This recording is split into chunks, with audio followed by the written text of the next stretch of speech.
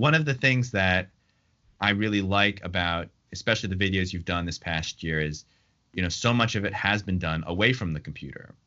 And, all the looping stuff has been, I find that really inspirational because, you're creating what sounds like more than one person playing, but it's not like you're, in heavy production mode where you're, creating different tracks on Logic and, choosing different instruments. It's just, it's very much organic.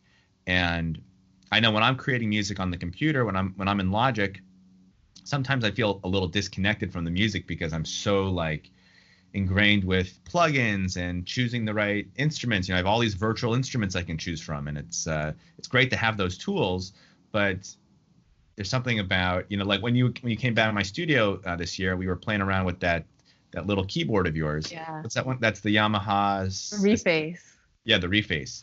And it's a little keyboard. It has a couple of effects on it, but when you're limited to just one piece of equipment and you don't have the world of virtual instruments at your fingertips, that makes the whole process of making music feel a little bit more organic to me. And it reminds me of when I used to write music at school on an upright piano with my pen on music notation paper, and that was it.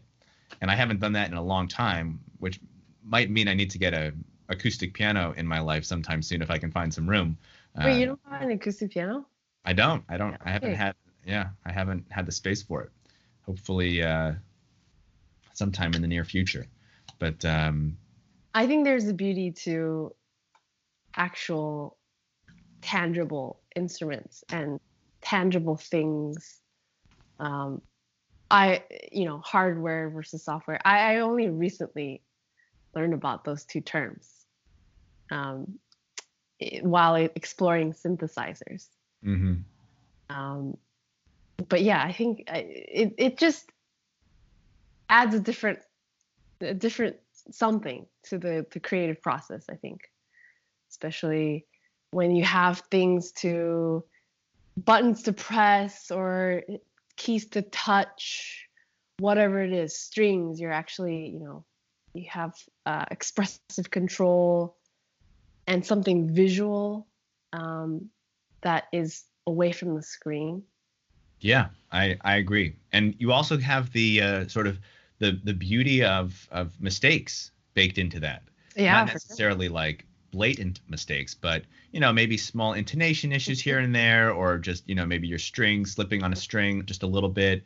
Those little human imperfections are so helpful for making something feel good. Yeah. I mean, you can create music on the computer without even a MIDI keyboard. You can just use your mouse and plug stuff in and have it, quantized against the grid. And all the notes might be perfect, all the rhythms might be perfect, and the sounds might be perfect. Everything's in tune, but it very well could be devoid of any feeling. For sure. And that's something that is so important, and something I've been thinking a lot about lately is, making stuff that actually makes me feel something, makes other people feel something, whether it's music or video or whatever. And in a way, that's been such a challenge for me because of how wrapped up I've been in this sort of digital world for, in recent years, I would say. So, to be honest, part of the video, which one you're referring to? When I was learning how to create a beat or trying it out, for example, when I discovered how to quantize, it was actually not in the context of the video. And like I annotated in the video that I learned how to do that through one of the episodes for Soundfield. And when I first discovered how to do that, I make a joke in the video where I just say, we don't have to practice rhythm, that is. But part of me was very sad when I found out that that's possible, but also very excited. I was blown away that you could do that. Just, what? You could just click a button and everything just gets organized.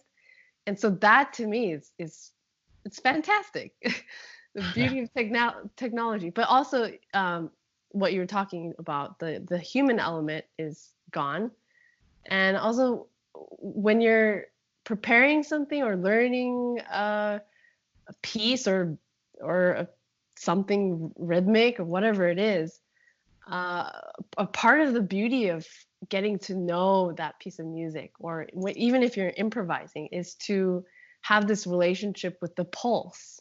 And if that's something that you're struggling with or you're trying to get tighter, there are things that you do, in the practice room or when you're working on it, that get you closer and closer to that ideal sound, rhythmically and timbre wise. That I think a lot of people, if you know that option exists, say that you're dealing with digital instruments and everything, because the same principles apply to acoustic and digital. I think you won't be as motivated to do that, because in the back of your mind, you know that I have that little tool. I Yep. think that's just human nature.